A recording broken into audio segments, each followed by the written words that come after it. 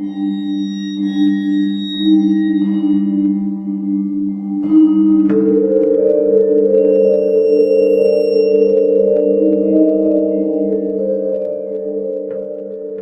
yang diomongkan oleh orang-orang indigo ini, tidak semuanya bisa dipercaya, apalagi terkait dengan ramalan masa depan.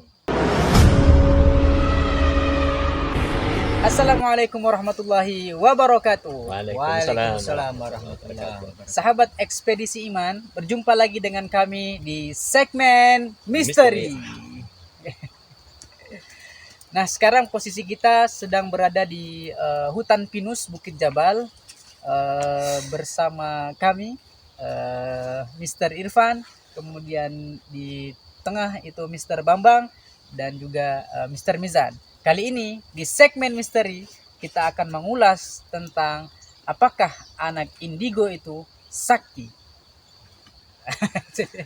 Pertanyaan yang pertama,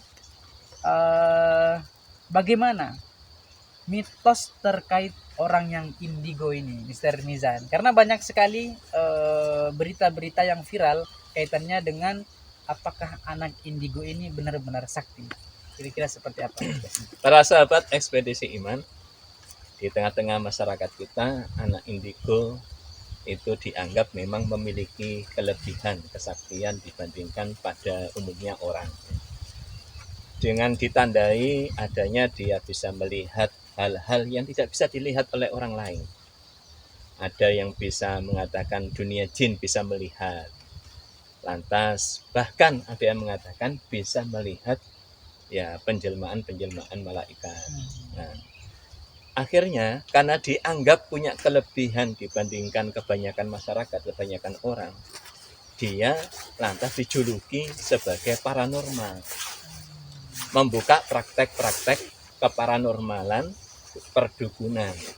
Sehingga ada orang yang datang kepada orang-orang indigo ini itu untuk ya mencari ramalan tentang nasib masa depannya, apakah cerah atau madesu masa depan suram. Dan apapun yang diomongkan oleh orang indigo itu dianggap, dipercaya, karena itu akan terjadi, punya kelebihan orang-orang seperti ini. Ini yang dianggap di tengah-tengah masyarakat. Begitu, luar biasa sekali. Sekarang kami persilahkan untuk Mr. Bambang ya untuk pertanyaan selanjutnya, Mr. Bambang. Silakan.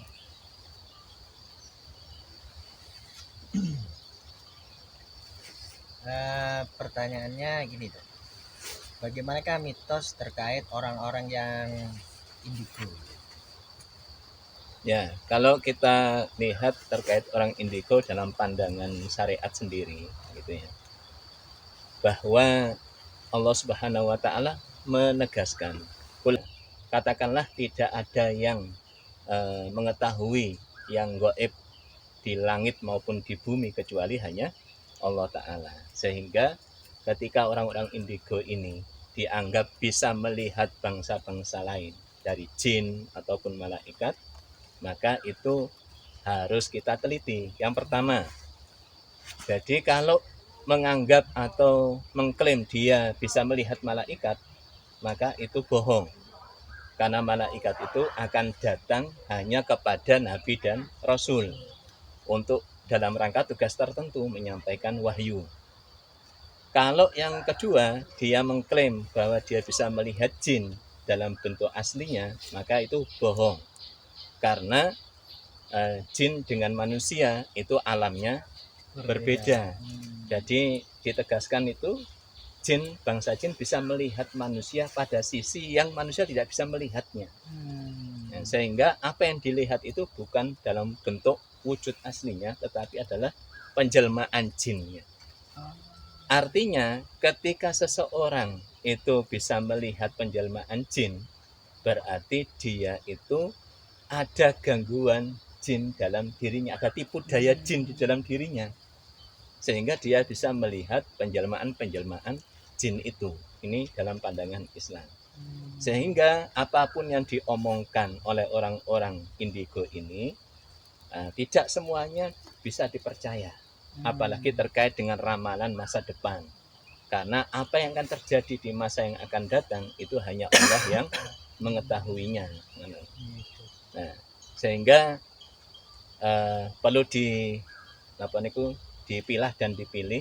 Kalau dia melihat penjelmaan jin, berarti orang ini yang kemudian perlu untuk diobati karena ada penyakit, karena dia bisa melihat penjelmaan jin. Apalagi kalau melihat jin asli, bahwa itu kebohongan yang besar.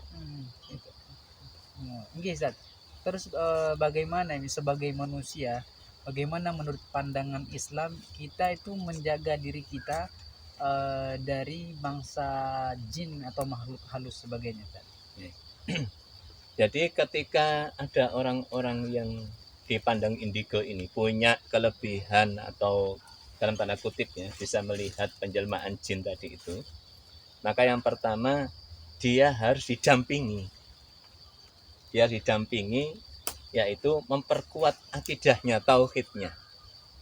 Jangan sampai ketika dia bisa melihat penjelmaan jin tadi itu, tauhidnya lemah, akidahnya lemah, akhirnya bisa tergelincir karena bisa melihat ya penjelmaan-penjelmaan tadi itu.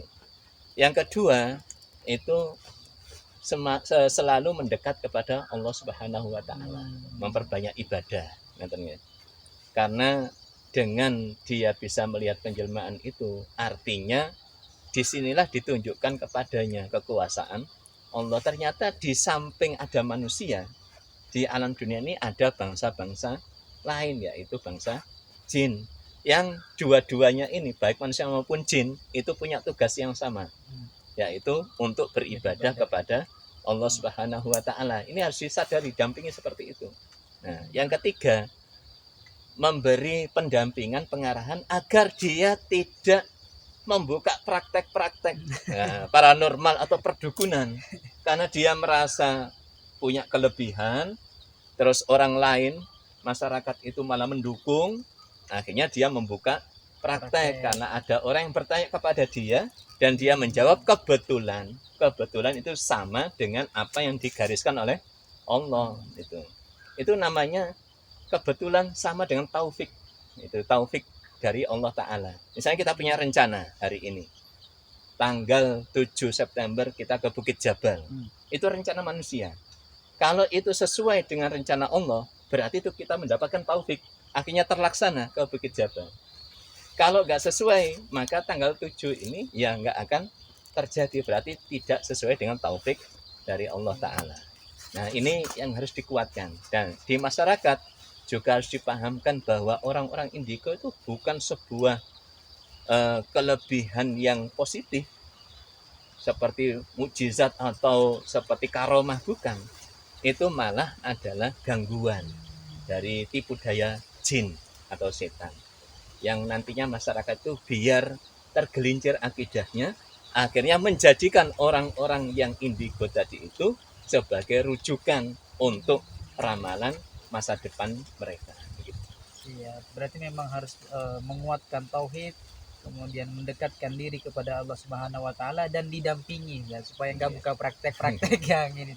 Baik, sahabat ekspedisi iman, itulah tadi jawaban daripada mitos apakah anak indigo itu sakti menurut pandangan Islam. Begitu, Zat.